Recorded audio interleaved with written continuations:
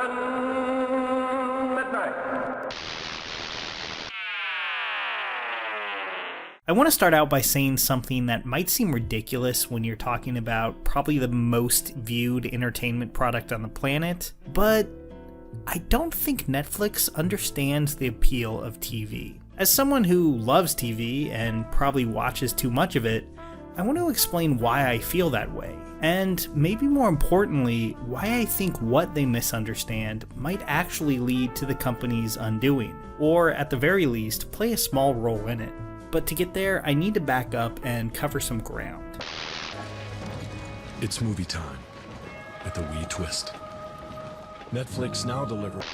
To me, nothing exemplifies what television does better and what separates it from film more than this sitcom. Instead of being a big event projected in front of you on a screen the size of a building, they're right there in your home, easy to watch while basking in the funny and familiar back and forth of characters you've known for years. I think that's always been one of the main appeals of TV. Sure, there was no spectacle on par with what you could see in the theater, but TV was more about spending time with fictional people you liked, and shows you can watch and rewatch, or even just have on in the background.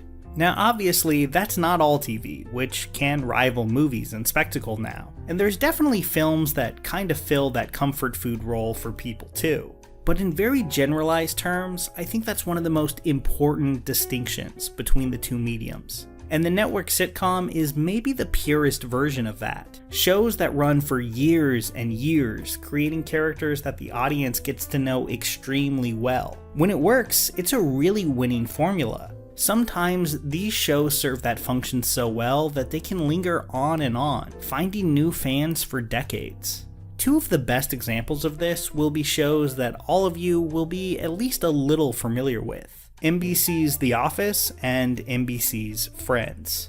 These two shows, which aired on broadcast commercial television, pretty much the last thing young people would probably be found watching these days, were the most viewed shows on all of Netflix, according to the Nielsen ratings. More than Stranger Things, The Crown, Love is Blind, or hundreds of other shows that the streamer has produced. They are also two shows that straight up will not be on Netflix in 2021. Now, Friends is already long gone. It's been taken back to its corporate parent over at Warner Brothers, who own HBO Max. And I'm sure NBC Universal is just counting the hours until they can yank Jim and Pam and the gang off of Netflix and throw them up on their platform, Peacock. And this will happen to a lot more than just these two mega hits too. In that same Nielsen report, they found that library content, as in content not made by Netflix themselves, made up 72% of viewership across all of Netflix. So while something like Tiger King may have been like a massive, huge hit earlier this year, chances are the streaming numbers on those 8 episodes will be absolutely dwarfed in comparison to the time spent watching those 201 episodes of The Office. Netflix may be different from YouTube in a lot of ways, but one way I guarantee they're similar is that they care a lot about watch time. How long does a show make people stick around? The more time people are spending watching Netflix, the better those numbers look to their shareholders. And nothing does that better than shows like Friends, these endlessly rewatched and accessible sitcoms with a staggering number of episodes. But the thing about Netflix is they're not very good at making those. In some weird alternate world where Netflix was the one that made Friends, do you really think there would be 10 seasons of it? Netflix seems to have a hard time letting things run for more than 4 years, especially these days. Obviously there are exceptions like BoJack Horseman, which had a really nice healthy run, but even that had really short seasons, nothing like the 25 episodes that Friends was making in season 3. Now, you might think this is a good thing. A really common talking point in the last 10 years or so is that shorter episode orders are always better. They result in a more focused production and there's less filler. But here's the thing, I don't buy it. Obviously, there are stories that benefit from a shorter format. I wouldn't want a miniseries like HBO's Show Me a Hero or Band of Brothers forced to be 6 seasons long or something like that. But I totally reject this idea that an 8-episode season is inherently better than a 13 or 22 episode one, especially with highly serialized Netflix shows. which often feel like they started out as movie ideas that were stretched out to fit a TV show length. This often results in strong starts and maybe even okay finales, but completely uneventful mid-season episodes. You could say that applies to more old school TV too, but I don't think it's quite the same. A show that blends telling season-long stories with more weekly cases or adventures has the ability to do something totally different on an episode-to-episode basis. I'm not going to pretend something like The X-Files is perfect, but it is astounding how the show could shift from a dark horror episode like Season 4's Home to the hilariously goofy and fun Small Potatoes that same year. Even in Netflix shows I don't think are bad, like say Glow or Ozark, seasons nearly always feel like long movies, where tonally things are basically the same episode to episode. Now that can work, but I think it is putting a limit on one of the things TV does best. Taking characters you've gotten to know really well over time, and starting with a fresh story every week, even if it is all building into a larger narrative. Something like Avatar: The Last Airbender is a really good example. Some episodes might be average, some will be boring, and some will be fantastic, but at least they all have their own identities. Seasons don't just feel like blobs, where the end of one episode and the beginning of the next are barely any different from the scene select menu on a DVD. Like I said, I think TV works best when episodes have their own identities, and I also think the best showrunners understand this. Look at shows like The Sopranos and Breaking Bad. Yeah, they're definitely telling longer stories, but they also work very hard to make sure each episode feels unique and narratively satisfying as a single episode of television, because these creators understand the medium that they're working in. David Chase, the man behind The Sopranos, cut his teeth on The Rockford Files, an old-school network show that told standalone stories about a PI. And Vince Gilligan, showrunner of Breaking Bad, rose through the ranks working on The X-Files, where he wrote some of the absolute best Monster of the Week episodes. In both cases, they used their knowledge of how to write a satisfying hour of TV, and fit that in alongside their desire for more long-form serialization. Now there are Netflix shows that do this well, like again, I'll give some credit to BoJack, but overall, I don't think Netflix shows have much respect or interest in the actual medium they're working in.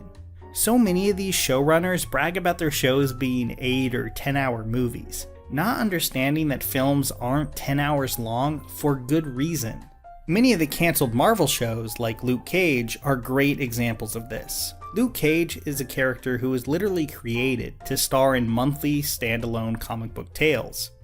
But you wouldn't know that by watching his show, which managed to make a 13-episode season feel like an eternity. Because these shows thought they were above doing Case of the Week episodes, many of them just kind of floundered around, doing a lot of nothing until the showdown with the villain near the season's end. And what happens when that overlong movie ends? Well, they have to come up with another season, something a lot of Netflix shows feel completely unprepared for. Because so many of these shows begin with a concept that's really more fit for films, they don't have that rock-solid TV story engine built into them from the start that many classic shows do. Buffy is a vampire slayer, so she will always have more demons and monsters to fight. Star Trek is about a starship going from planet to planet. The situations that could create are basically endless. These shows were made knowing that if everything went right, they'd be in it for the long haul, and they needed to create a premise that could support that length, giving the writers a way to constantly generate new stories. Even heavily serialized shows can do this well. Just look at Better Call Saul, which has built its great cast and thoughtful character development on the bones of the tried and true format, the lawyer show. It uses Jimmy and Kim's jobs to constantly come up with new situations to put them in. A Netflix show like Jessica Jones could have done this. It was a show about a PI after all, but it was too committed to this the whole season is one long movie format to ever use that concept well. A better PI show, like say Veronica Mars, might have blended the overarching stories with standalone ones, allowing us to see Veronica and the corrupt city she lived in from a lot of different angles.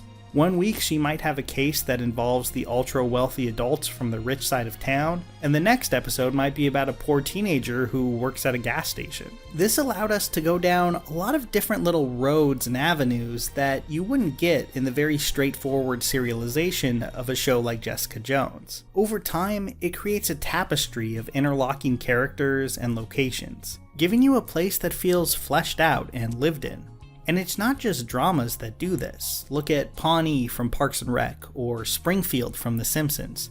These places feel as textured as they are because of the standalone stories told in these shows. So yeah, some of the episodes are gonna be garbage. There's definitely a lot of Buffy or Simpsons episodes that I wish I could forget, but I think it's worth the trade-off. In television, consistency is overrated. Give me the high highs of these shows alongside the bad, embarrassing stuff over the humdrum, classier format of like Ozark any day. Which brings us back to Friends and The Office. Netflix has made some attempts to create longer, comfort food sitcoms like this before, like The Ranch. And they've had some comedies I absolutely love, like I Think You Should Leave with Tim Robinson and BoJack. But they've never really been able to combine the two, to pull off a good sitcom in the network style that lasts long enough to come close to rivaling those shows. Netflix has failed to understand that a show like The Office was great, at least in part because of the limitations of broadcast TV. A good example of this is Kimmy Schmidt. In my opinion, season 1 of that show is by far the best.